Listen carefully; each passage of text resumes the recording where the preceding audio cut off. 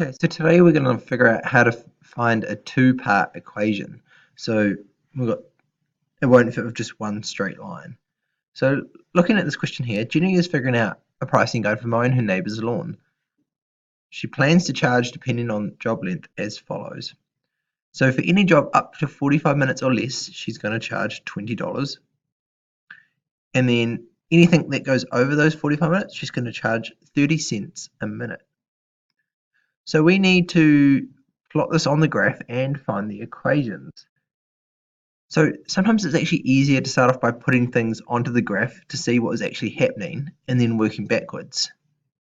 So we're going to start off by putting the first part of the equation, the $20 for any job up to 45 minutes or less, onto the graph. As you can see, this line is now plotted on the graph. It's a charge of $20 that goes across here, and it goes up to 45. Let me just make this a little bit clearer. Yeah. So it goes at $20 and it goes up to 45. But the next bit is the challenging bit, because, well, we need to figure out the equation for this. So the equation for the first bit, depending on what you're using, so if we start using C for cost, we could go C equals 20, because the cost is always 20.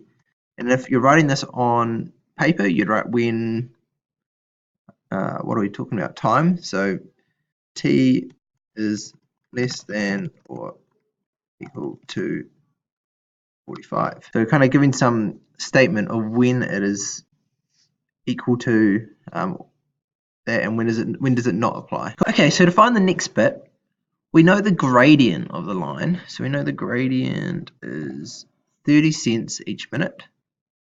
So that means our gradient of our line is something to do with C equals 0.3 for 30 cents times the length of time. Now you can see from the equation that this isn't quite right at the moment. We don't want this line to be all the way down here. We want it to be up here, and we want it to start from that point as well. So how can we figure that out?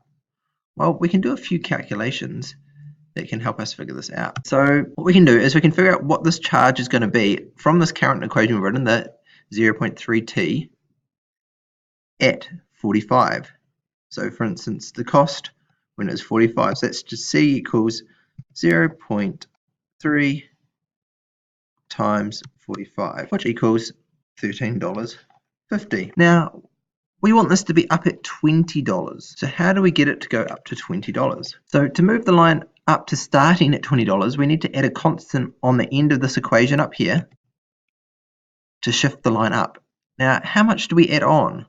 Well, we want it to start at $20, and it's currently at 13.5. So all we need to do is go 20 minus 13.5, which is 6.5. So what that means for our equation back up here is all we need to do is add a plus 6.5 onto the end of our equation. You see, moves the line up to 20. We also need to add on when it applies, and so we can just say when t is greater than 45.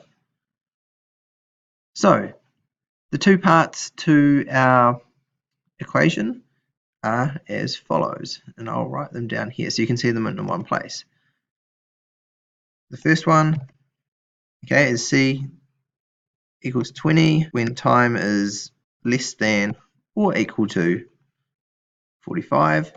The second part of the equation is C equals 0.3, so 30 cents times the amount of time, plus the constant that we figured out was 6.5 when t is greater than 45. So those are the two parts. 6.5.